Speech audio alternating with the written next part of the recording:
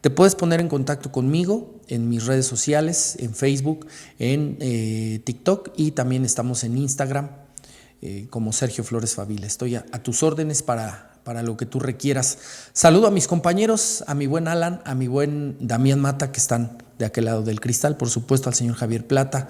Lágrimas de una madre incapaz.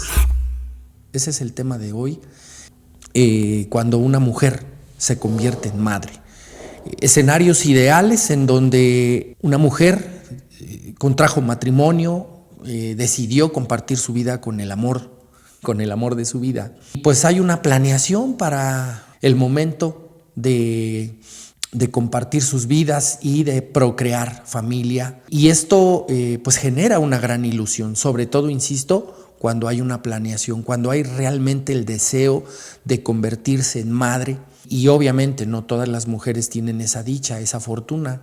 Hay escenarios que son todo lo contrario, en donde pues no se tenía esa planificación y solamente por un momento de calentura, por una noche de copas, pues esa mujer quedó preñada y pues empieza a desarrollarse ese bebé. Y que tiene mucho que ver el aspecto emocional de esa mujer para el desarrollo de ese feto, para el desarrollo de ese embrión en su vientre, y que tiene un factor determinante. Si fue un niño planeado o si fue un bebé no deseado, que fue más bien producto de las circunstancias, y que eso determina en algún momento ese desarrollo, esa comunión, esa relación entre la madre y el bebé. Lo voy a expresar meramente así, como el bebé, entendiéndose que pues puede ser hombrecito, mujer, y mucho depende del estado de ánimo, del estado emocional, del estado físico de la mamá, para empezar a desarrollar y empezar a tener una relación determinada con su pequeño. El bebé siente, el bebé percibe, el bebé escucha la comunicación que está teniendo su madre con él. Va sintiendo el contacto físico cuando la madre se toma a su vientre, se soba su pancita, si se le genera un entorno agradable donde se armoniza con música en esas prioridades como es su alimento, como es el sueño, que el bebé esté limpio, que el bebé esté en una zona agradable para él. A diferencia de un bebé que nace en la adversidad, ya de antemano, esa madre de pronto no quería salir embarazada, es un niño no deseado, y eso también, a través de ese malestar emocional, físico, de la propia madre, eso también se le va transmitiendo al bebé. Me ha tocado escuchar a madres de familia cuando dicen: Sergio, es que sinceramente yo no quería salir embarazada. Yo sí planeé a mi hija, la mayor, sí planeé a mi hijo, el varón, pero a veces a este pequeño, a esta hija, no la esperábamos, no la deseábamos. Y entonces en ese momento, esa criaturita, aún en condición fetal, por supuesto que recibe esa energía, recibe esa sensación. Pues la mamá está incómoda, la mamá está molesta, se siente frustrada, tiene muchísimo miedo porque no sabe qué hacer, sobre todo cuando su pareja, su compañero, su novio, etcétera, no se hace responsable. La culpa le reprocha y le dice: pues por eso te dije que te cuidaras, como si solamente cayera la responsabilidad en la mujer, ¿no? Siendo que los dos son corresponsables de esa situación. Entonces esa madre empieza a generar ese temor, esa incertidumbre, esa duda, ¿sí? Sobre todo si es una madre joven, qué situación se va a presentar con sus padres, sobre todo si en ese momento pues es hija de familia, vive bajo el mismo techo, o aunque no sea así, a final de cuentas, pues la responsabilidad va a recaer en esa madre, ¿no? Y entonces se empieza a generar un malestar. La mamá, en esa inconsciencia, no sabe de qué manera canalizar, de qué forma trascender su molestia, su enojo, su frustración, su coraje, su angustia, su incertidumbre, su miedo. Y todo eso se le está transmitiendo a su hijo, a su hija, se le está transmitiendo al bebé. A la hora del parto, donde, ojo también, donde en muchos momentos esa madre de familia por momentos planeó la interrupción de su embarazo de forma médica o a veces de manera muy tradicional a través de estas costumbres, de estos brebajes, de estos remedios muy caseros, ¿no? ¿Por qué? Pues porque simplemente no quería tener ese bebé y entonces hay un intento frecuente, al menos en la mente, sí pasa por la mente de esa mamá, donde dice: yo no quiero tener a este bebé, no estoy en condiciones, no sé qué voy a hacer, con dificultades me estoy sacando adelante a mí misma, no tengo el apoyo del padre, no tengo el apoyo de mi familia y entonces no sé qué hacer. Y son situaciones, son circunstancias que desde previo al nacimiento de ese bebé ya van marcando una línea, van marcando una situación determinada. También se va generando una relación adversa entre la madre y el bebé. Conocemos historias de mujeres, de madres de familia que literalmente se golpeaban el abdomen, se golpeaban el estómago, manifestaban, ¿sí? Y tal vez hasta maldecían el momento en el que quedaron embarazadas. Pero a final de cuentas, tanto en un caso como en el otro, pues ¿qué crees? Ese bebé llegó a buen término en esa formación de 7, a veces 8, y en la mayoría de los casos 9 meses de gestación, y el bebé nace, y el bebé viene al mundo. Y de ahí en adelante, pues es un caminar, es un proceso de altas, de bajas, con circunstancias económicas, con circunstancias familiares, el ambiente que se genera en un hogar, por ejemplo, cuando no hay una economía estable, cuando no hay una solidez generada a través de una actividad laboral. No hay esa seguridad para los hijos, para los propios padres y con mayor razón para los hijos, que se les pueda sostener, se les pueda saciar sus necesidades básicas, sus necesidades primarias: alimento, techo, vestido, educación, recreación. Pues esa muchas veces ni se da. Y empieza ese bebé en los primeros años de su vida, pues ya de inmediato empieza a percibir ese ambiente en donde en muchos casos la relación dentro del matrimonio no es sana, no es llevadera, no es cordial, y entonces ese hijo desde los primeros años de su vida empieza a desarrollarse en un ambiente caótico, en un ambiente en donde pues todo existe menos la paz. Discusiones constantes, azotones de puerta, silencios prolongados entre papá y mamá, y de pronto pues ese hijo se siente abandonado, se siente rechazado, se siente humillado, se siente un cero a la izquierda, porque el resto de la familia, principalmente los padres, están ensimismados, están ocupados en las cuestiones laborales, en las cuestiones que tengan que ver con la economía en primera instancia, ¿sí? No hay ese acompañamiento, en muchos casos no hay esa atención que es básica, las atenciones primarias para la formación de un bebé, de un niño, de un adolescente.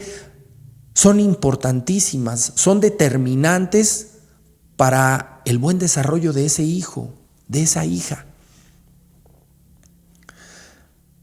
Muchas veces hemos ubicado aquí que tiene mucha importancia el estado emocional de los padres en el momento de la gestación y después de ello, ¿En qué estado de ánimo se encuentran los papás?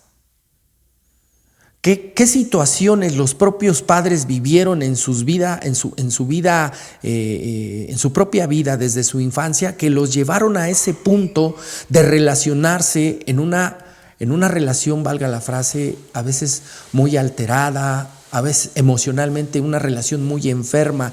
Y por lógica, cuando dos personas que tienen una inestabilidad emocional, que tienen una enfermedad del alma, pues lo más probable es que el resultado de esa unión pues va a seguir siendo la enfermedad transmitida hacia esos hijos.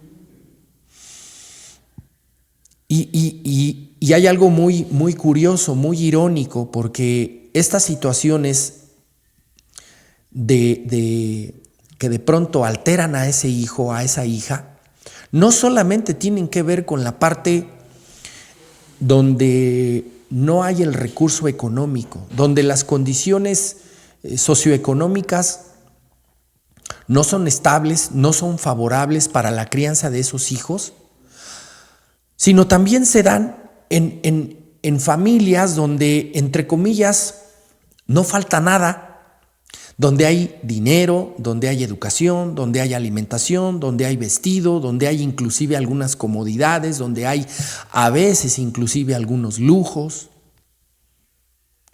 Pero que pasa algo curioso. ¿Por qué aún también en esas condiciones, entre comillas, favorables, también se dan situaciones entre la madre y los hijos? De pronto, en esta sociedad muy egoica, en estos niveles socioeconómicos de la media hacia arriba, pues se cae en todo lo contrario, ¿no?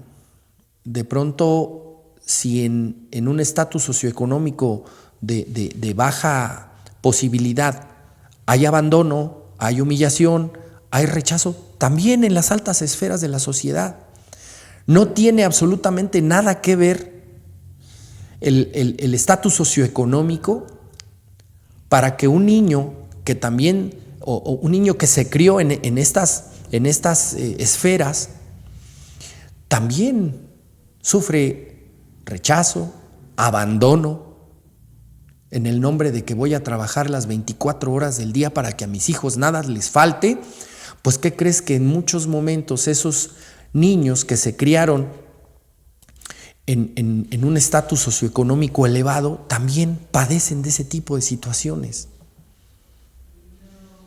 Los padres de familia en esas altas esferas están ocupados en situaciones laborales, de negocios, de sociedad, en reuniones sociales, en reuniones con las amigas, con los compañeros en el trabajo, etc. Y entonces, a veces, esos padres de familia delegan esa responsabilidad a la niñera, a la personita que ayuda en las actividades de casa, ¿sí?, en la limpieza, etc. Y es justamente ahí a quien le delegan esa responsabilidad. Inclusive me ha tocado escuchar a mujeres que dicen, yo no nací para ser mamá. O sea, discúlpenme, pero no, yo no soy para criar niños. Bueno, ¿y entonces por qué se embarazó, señora? Y ahí es donde justamente podemos ubicar que en ocasiones se tuvieron los hijos, pero fuera del deseo real de tenerlos. Y la vida pasa, todo va llevándose, entre comillas, de manera muy normal.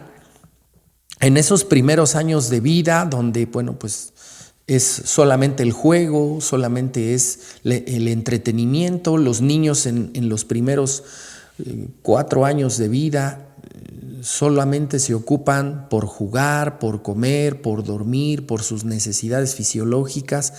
Obviamente empieza a haber una necesidad de sentirse amados, arropados, acompañados por sus propios padres. Empiezan a desarrollar una necesidad afectiva, una necesidad emocional y una necesidad de saciarse sentimentalmente, y muchas veces los padres o porque no están, por cuestiones de falta de condiciones, o porque tampoco están por la sobra de esas condiciones, porque se vive en la opulencia y porque muchas veces los padres están entretenidos en cualquier otra actividad, menos en ese acompañamiento y esa educación hacia los hijos. Y reitero, mientras los hijos están pequeños, inclusive por ahí hay un dicho: hijos pequeños, pequeños problemas; hijos grandes, grandes problemas. Después de los primeros años de vida, cuando los hijos empiezan a entrar en una etapa de niñez, de adolescencia, ya ahí se empiezan a manifestar. De hecho, desde la niñez se empiezan a manifestar, ¿sí?, esas características de cómo los hijos se van a desarrollar. Y hay un sinfín de características, hay un sinfín de situaciones a considerar, donde vamos observando la personalidad de los hijos. Hijos extrovertidos, hijos que no se quedan callados, que expresan, que de pronto levantan la mano y hablan y cantan y suben y bajan y entran y salen. O sea, mucha energía ahí que se manifiesta. Y de pronto a esos pequeños, ya después convirtiéndose en jóvenes, no los tienes quietos, no los tienes en paz. Son hijos muy inquietos, de pronto andan mucho en la calle y tienen un sinfín de amistades y se relacionan en la primaria, en la secundaria. Y también existen hijos donde son todo lo contrario, introvertidos, callados. De pronto observamos a esos hijos y son inclusive tienen actitudes así ausentes.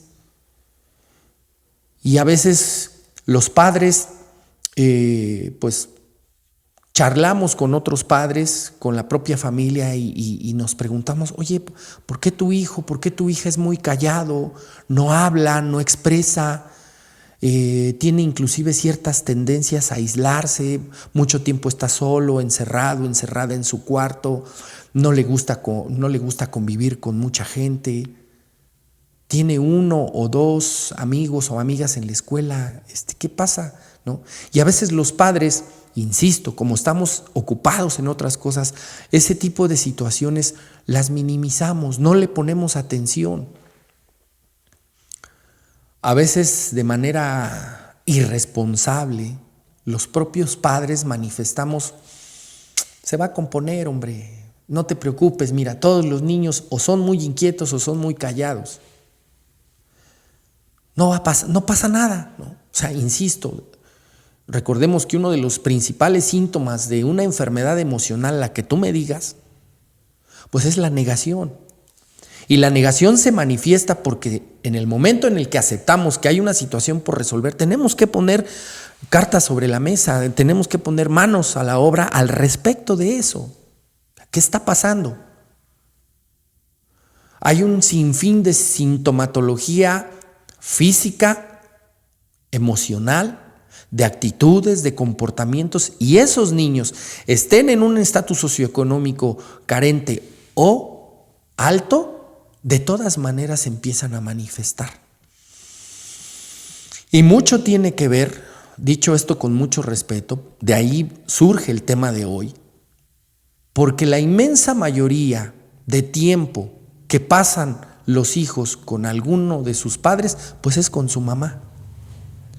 Y la madre determina en algún momento y en muchos casos, ¿sí?, el desarrollo de los hijos. Es el principal referente la madre, porque en los primeros años de vida, recordemos que la primera etapa que es trascendental para la formación de un hijo es de los 0 a los 7 años. Va a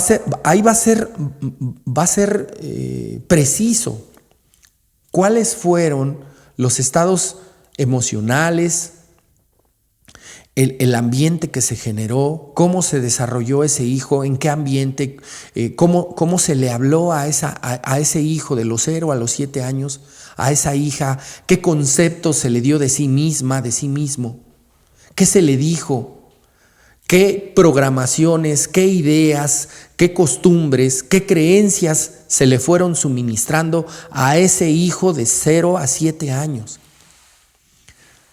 Si se trabajó en desarrollar una buena estima, si se trabajó en desarrollar una seguridad propia en sí mismo, en ese pequeñito, pequeñita, eso va a ser determinante para el resto de sus días.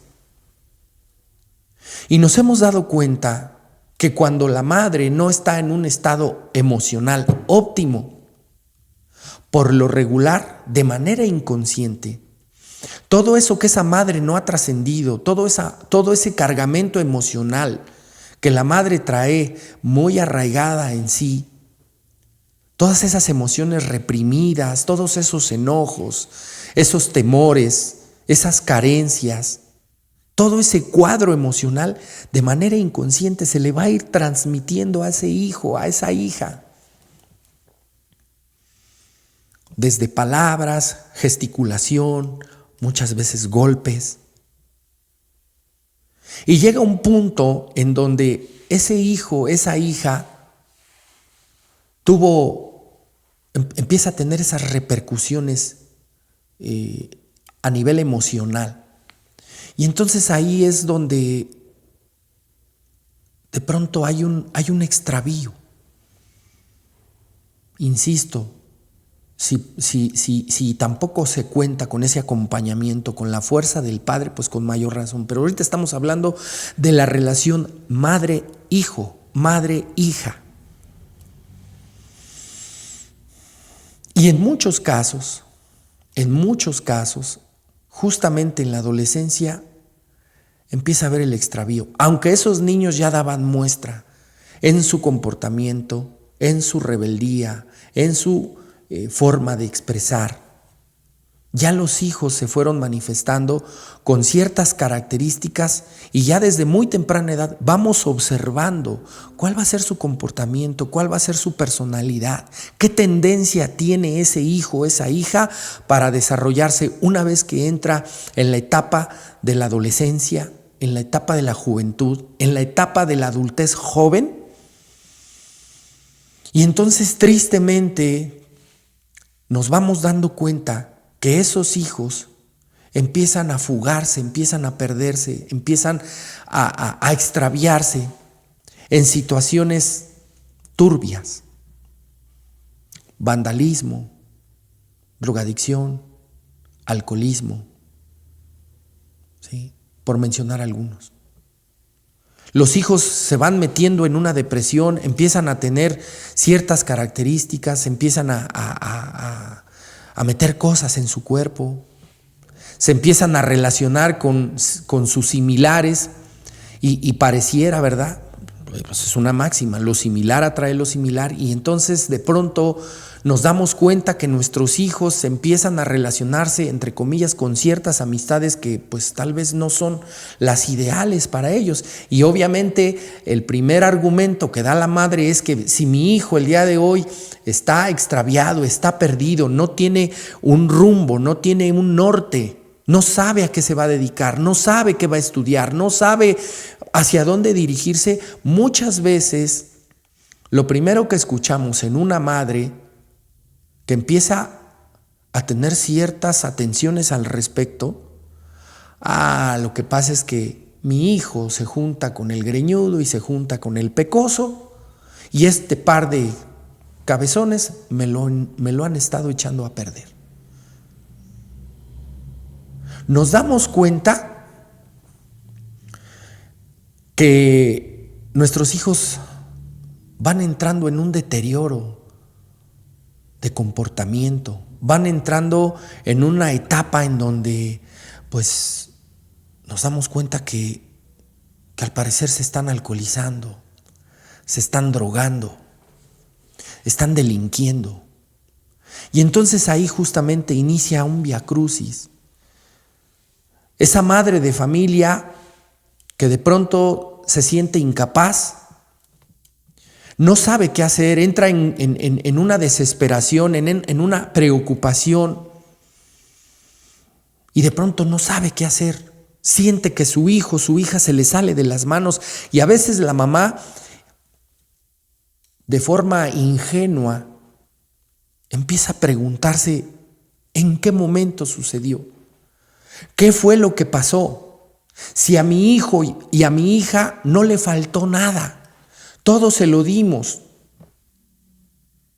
independientemente de la condición, insisto. Lo que un padre, una madre de familia en su estado socioeconómico le puede otorgar, le puede acercar, le puede suministrar a sus hijos, bueno, pues es un esfuerzo y dices, bueno, pues a mi capacidad, a mi posibilidad, a mi hijo, a mi hija no le hizo falta nada. Tuvo un techo, tuvo escuela, tuvo zapatos, tuvo juguetes, tuvo comida, tuvo vestido. Medianamente y a las posibilidades personales, pues se le dio recreación. Pudimos irnos de descanso unos días a la playa, a un balneario, a la montaña, a alguna ciudad al interior de la República. O sea, en general tenemos la creencia de que pues a los hijos no les faltó nada. No se diga los hijos que fueron criados en estas familias donde hay abundancia, donde hay opulencia, donde hay un acomodamiento económico y social.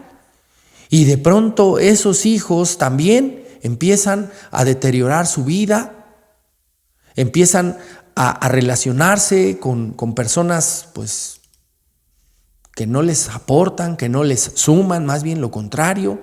Y también en esos padres de familia, en esas condiciones, también se preguntan, bueno, ¿y qué pasó? Si le dimos escuela, si le dimos estudio en las mejores en la mejor secundaria, preparatoria, ¿qué pasó? Y a veces los padres, a veces las madres, no nos damos cuenta que faltó lo más importante: brindar tiempo de calidad a esos hijos. Y sobre todo en este caso, son las mamás las que más, en las primeras etapas de la vida de un niño, son las que más tiempo pasaron con ellos.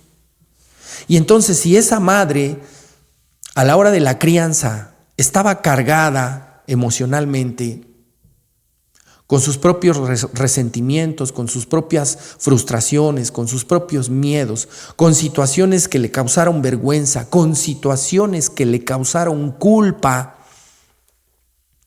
Esas situaciones que no trascendió la mamá, inevitablemente las va a transmitir a sus hijos. Y esto repercute todavía más, se recrudece este estado, sobre todo cuando los hijos son alcanzados por estas redes de enfermedad, llámese alcoholismo, drogadicción, vandalismo, ¿sí? Se dedican a cuestiones turbias. Y entonces ahí es donde se detona el malestar, el dolor, el llanto de una madre, donde dice, ¿qué puedo hacer? Yo ya hablé con mi hijo, le expliqué, le supliqué, le rogué. Con lágrimas en los ojos le pedí por favor que no continuara en esa actividad, que no fumara, que no se drogara, que no se alcoholizara, que no se juntara con esas personas. Esa madre se cansó ya de llorar, le suplicó ya a su hijo y no ha logrado el cometido hasta el día de hoy. Madres de familia que han utilizado otra estrategia en donde, pues, en esa madre lo que se detona es la neurosis, lo que se detona es la ira. Y entonces hay madres de familia que no suplican, hay madres de familia que mientan madres y que expresan, ¿sí?, con todo el rigor de su ira, de su frustración, de su enojo, de su iracundez. Y muchas veces esos hijos, esas hijas son golpeadas por una madre frustrada, por una madre resentida. Y entonces esa mamá expresa, a ver, estos hijos de la fregada, si no entienden por la buena, van a entender por la mala. Y ahí es donde también se manifiesta un maltrato físico, un maltrato verbal, un maltrato emocional hacia los hijos. Porque esa madre, insisto, que no trascendió todo su vendaval, todo el cúmulo emocional que ella trae cargando, lo va a descargar con sus hijos. Hemos compartido con muchas personas, con muchas mujeres que son esposas de un alcohólico, por ejemplo, y que obviamente por estas condiciones físicas, pues una madre, una esposa no puede desahogar su pena, su enojo, su frustración con ese marido alcohólico porque pues está grandote, porque físicamente es superior a ella, obviamente no se va a poner con Sansón a las patadas. Esa madre de familia se va a abstener de confrontar a su marido porque sabe que con un empujón la va a aventar por allá, pero que tiene la necesidad de saciar ese malestar, ese enojo, esa ira reprimida. Y entonces esa madre, en muchos casos, con quien desahoga este cúmulo emocional, pues es con los hijos. A los hijos es a quien se les cobra esa factura. En estas dinámicas familiares, de pronto la mamá, en ese deseo de controlar, en ese deseo de hacer las cosas a su manera, de pronto desarrolla una habilidad para manipular, para chantajear. Y a veces la madre, tristemente, es la primera, es la primera que tiene comportamientos, decisiones para que la familia se parta. A veces la mamá no tiene esa conciencia y lejos de eso lo que hace es dividir, manipula, chantajea, influye en los hijos para que estos se tornen contra el padre. Sobre todo cuando son uno más o más hijos, 2, 3, a veces más. Y entonces, como la madre de familia es la que más tiempo está pasando con los hijos, los asiste en la escuela, está con ellos desde temprana edad, pues obviamente los hijos se tornan manipulables, los hijos se tornan muchas veces a las órdenes de mamá. Y esto al interior de una familia pues produce una separación, produce una ruptura, una fractura y luego tiende a romperse la familia. A veces, lejos de estar en comunión, en unión, en unidad, la familia se parte y adquiere un bando, se manifiestan dos bandos, mamá con la hija contra el papá y el hijo. Mamá hace alianza con el hijo, ¿sí?, en contra de la hija y el papá, sin darnos cuenta que en muchos casos justamente fue la madre, a través de estas actitudes enfermizas, la primera que se ha encargado de dividir a la familia, por orgullo, por soberbia. La madre muchas veces literalmente envenena a los hijos, manifestándoles situaciones que en ocasiones son ciertas, pero hay ocasiones en que no son ciertas. Tu papá es esto, tu papá es aquello, tu papá no es responsable, tu papá es huevón, tu papá es mujeriego, tu papá, etcétera. Tu papá ni te quería. O sea, imagínate. La magnitud de la enfermedad emocional de una madre cuando no es capaz de trascenderla, cuando no es capaz de sanarla, cuando no tiene la humildad de aceptar ese tipo de cosas, quien va a pagar la factura van a ser los hijos.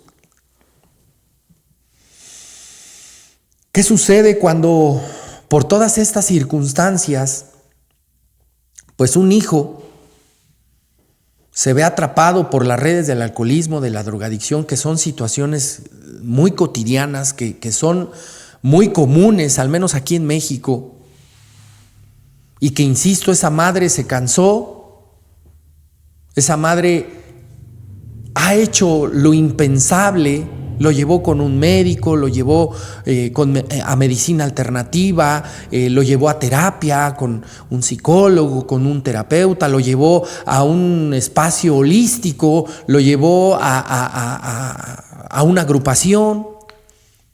En este abanico amplio de medicina alternativa, de terapias y de dinámicas que tienen que ver con la sanación del alma, del espíritu, de la energía, de las emociones.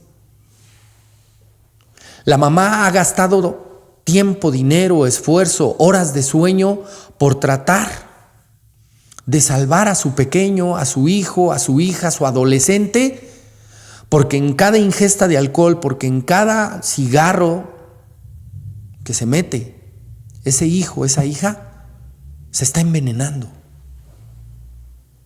Y ahí es donde a esa madre se le detona, se le explota, ¿sí?, una buena dosis de culpa. Y hemos escuchado muchas veces esas historias de ver a una madre cómo está sufriendo, cómo está padeciendo ese dolor, ese dolor interno que siente de tristeza, de frustración, de ansiedad, de impotencia, de incapacidad por no poder resolver el asunto de su hijo. Entonces, cuando viene la gente a terapia, cuando la gente asiste a este tipo de agrupaciones, pues lo primero que yo les ubico es, a ver, cuénteme, señora, ¿cómo fue la relación entre usted y su hijo y su hija? Y obviamente en estos primeros, en estas primeras atenciones terapéuticas, en estas primeras sesiones en una agrupación de ayuda mutua, pues lo primero que va a manifestar la mamá es que yo le di todo, conmigo no le faltó nada, yo lo traté de una manera, yo lo traté con amor, con cariño. ¿Por qué? Pues porque es muy difícil realmente asumir la responsabilidad de lo que dimos, pero sobre todo lo que dejamos de dar, lo que una madre hizo y sobre todo lo que dejó de hacer para la crianza de ese hijo. Por eso a estas alturas del partido, madre de familia, a usted lo que más le embarga es la culpa. Se siente sumamente culpable porque usted piensa que por todo eso que le dejó de dar o que le dio de más a su hijo, a su hija, por eso hoy hay los resultados que se están manifestando. Y obviamente en este cuadro, en esta dinámica familiar, todos y cada uno de los miembros son responsables. Unos por no trabajar, otros por trabajar de más, unos porque dieron todo, otros porque no dieron nada. Y de pronto a veces es triste, es irónico, inclusive es frustrante decir, bueno, yo en mi condición de madre de familia, en mi condición de padre de familia, me equivoqué. Cometí muchos errores y esto pues es normal porque nadie sabe, nadie nace sabiendo ser padre. No hay un manual, no hay una guía. Todo esto va en base a las creencias, a las programaciones, a las costumbres. ¿Sí? Y mucho tiene que ver, pues, otra vez, los paradigmas, ¿no? Sobre todo el religioso, el económico, que pareciera que nuestras familias se rigen alrededor de esos paradigmas. ¿Sí? Pero muy pocas veces consideramos, porque de pronto la mamá harta, la mamá fastidiada, la mamá triste, la mamá resentida, la mamá devastada, le da asistencia a su hijo llevándolo a una consulta terapéutica, llevándole a una agrupación. En muchos casos las circunstancias requieren que su hijo, su hija se quede internado, ¿sí? Lo que en otro momento hemos conocido como los anexos. Y a veces la mamá piensa que el problema que se está presentando en el círculo familiar es porque el hijo o la hija bebe o se droga o se alcoholiza. Sin darnos cuenta que somos los padres los primeros que ocasionamos esa situación. A veces los padres inclusive mencionamos, pues es que este pinche chamaco salió así, yo no sé a quién se parece, yo no sé a quién salió. Pues ¿a quién va a salir, señora? ¿A quién va a salir, señor? No solamente desde la parte física, no. ¿Qué le transmitimos? ¿Qué vio ese niño, esa niña? ¿Qué vio en usted, señora? Percibió, vivió, sufrió su neurosis, su frustración, su enojo, su descarga física, ¿sí? Golpeándole, agrediéndole. ¿Qué palabras le virtió a ese hijo, a esa hija, para que ese hijo en estos momentos se sienta devastado también, se sienta humillado, se sienta rechazado? Y por eso es que de pronto vamos buscando, los hijos van buscando ese refugio, esa fuga en el suministro de sustancias tóxicas, sin darnos cuenta precisamente que los padres, ojo, no somos los responsables, no somos los culpables, pero sí somos responsables porque nosotros contribuimos a eso. Por eso es importante cuando la gente se acerca conmigo y me dice, no sé qué hacer, Sergio, ¿qué hago? De entrada vamos trabajando con la culpa. Porque por eso esa madre en algunos momentos hizo hasta lo impensable, lo inimaginable, con tal de no sentirse como hoy se siente. Señora, lo hecho está. Usted ya no puede cambiar en este momento nada. La primer manera de poderle otorgar ayuda a su hijo, a su hija, es haciéndose responsable de lo que hizo, de lo que dijo, de lo que actuó. Pero es que eso me hace sentir culpable. Sintiendo usted culpa no va a ganar nada. Es más, le puedo decir que aunque usted constantemente esté llorando y sintiéndose así, usted no es culpable. Fueron sus propias circunstancias que usted vivió y que trajo arrastrando desde su niñez y que después se relacionó con otra persona que comúnmente también trae su propia historia y que ahora nuestros hijos pues es el resultado. Entonces, dejemos de lado la negación, más bien hagámonos responsables. Porque, insisto, de pronto le echamos la culpa o al marido, o a la mujer, o a los tíos, o a los sobrinos, o a los amigos, o a las juntas de allá afuera. No. Ese hijo, esa hija, el día de hoy es lo que es gracias a ese ambiente familiar, todo lo que mamó, todo lo que vio, todo lo que escuchó, todo lo que presenció desde que estaba en el vientre de su madre. Entonces es por eso que el día de hoy es importante considerar como un método de recuperación, por ejemplo, el contenido espiritual de los 12 pasos y toda la gente que milita en Alcohólicos Anónimos, bueno, pues esos 12 pasos, esa filosofía, esa enseñanza espiritual le da al individuo, ¿sí?, para abstenerse de la ingesta de sustancias, de alcohol y de otras tantas y tantas cosas que hoy existen. Y para la familia de esos adictos, de esos alcohólicos, para la familia, pues existen los grupos de Al-Anon. Y que justamente quien asiste muchas ocasiones, sí, la esposa de un alcohólico, pero sobre todo la madre de un alcohólico. Yo se los he dicho muchas veces. Trato de entenderlo, aunque no me es posible, porque yo no soy madre. Pero yo creo que si a alguien le duele que una persona se esté alcoholizando, se esté drogando, pues es a esa madre. Ver cómo tu hijo, en cada ingesta de alcohol, en cada cigarro de marihuana, en cada línea que se mete, en cada pasta que se suministra, está atentando contra su vida, se está envenenando, no solamente está envenenando el cuerpo, está envenenando el alma. Y cuando, me atrevo a decirlo, mira que yo tengo hijas, cuando es una hija la que está metida en esos bajos mundos, es muy triste, es muy doloroso, ¿sí? Y no sabemos de qué manera podemos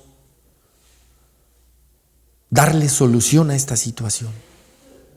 Porque ya buscamos un sinfín de alternativas, insisto, profesional, religiosa, holística, etc. Y entonces yo le digo a la gente, la primer manera en la que usted va a dejar de lado esas lágrimas que muchos años en su vida ha derramado por sus hijos, es que primero se haga responsable, deje de lado la culpa y sepa usted que ante el comportamiento, la actitud, las decisiones, las acciones de su hijo, de su hija, sobre todo ya en una edad determinada en adelante, usted es incapaz. Usted no puede hacer nada, señora. No puede hacer absolutamente nada para evitar que su hijo se siga alcoholizando, que su hija se siga drogando, que su hija se dedique a lo que se dedica. No puede hacer nada.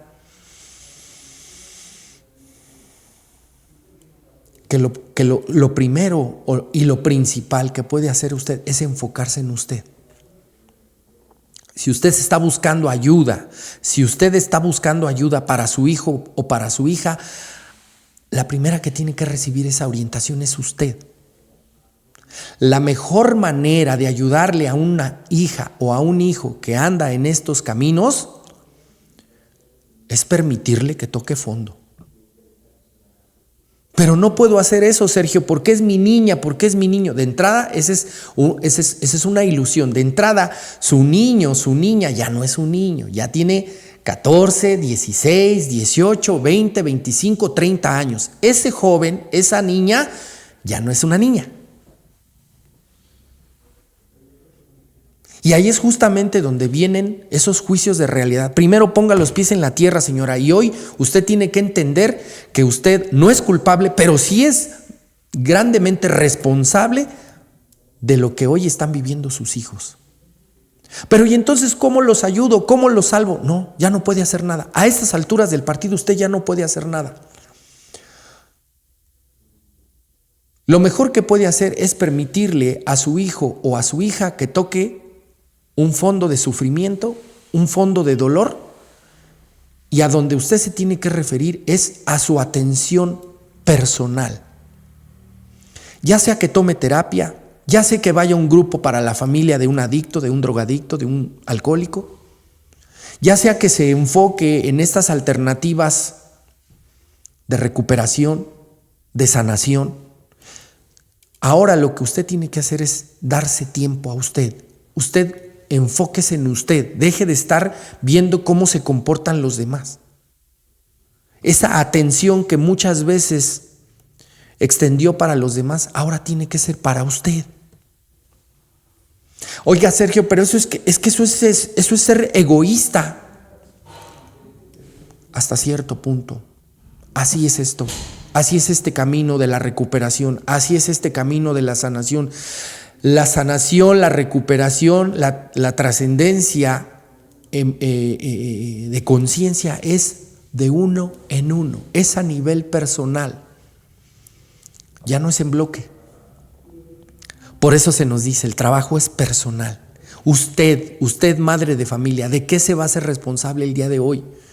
¿Ya le dio en la madre a sus hijos? Pues ya qué, ¿ahora qué?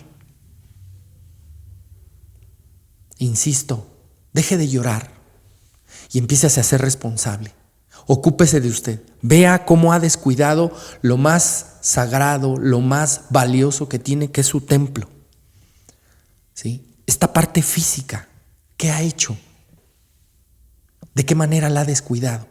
Porque muchas veces la culpa la está matando. Deje de lado eso y enfóquese en usted el día de hoy. Muchísimas gracias en esta tarde por conectar con nosotros. Yo te recuerdo que si deseas de un acompañamiento psicoemocional, de una asistencia terapéutica, te puedes poner en contacto conmigo a través de mis redes sociales, en Facebook, en TikTok y en Instagram. Estoy como Sergio Flores Favila y te recuerdo, el próximo lunes tenemos aquí un programa más, tenemos una cita, ojalá y me puedas acompañar en punto de las 5 de la tarde en el programa Conectando con tu Ser. Yo soy Sergio Flores Favila y te recuerdo que si una sola palabra de lo que aquí se dijo te sirvió, misión cumplida. Muchísimas gracias y muy buenas tardes.